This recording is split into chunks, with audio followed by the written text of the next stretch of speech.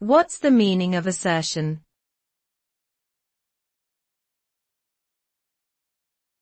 Assertion.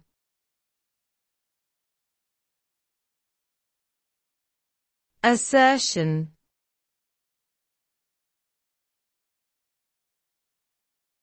Assertion.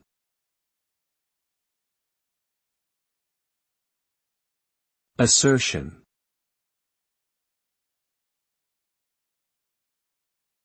An assertion is a confident and forceful statement or declaration made to communicate one's belief or opinion. It is an expression of conviction or confidence that something is true or factual. Assertions can be used in various contexts, such as scientific research, legal proceedings, or everyday conversations. The purpose of making an assertion is to persuade others to accept one's viewpoint or to establish a certain fact. However, assertions should be supported by evidence or arguments to be considered valid and reliable.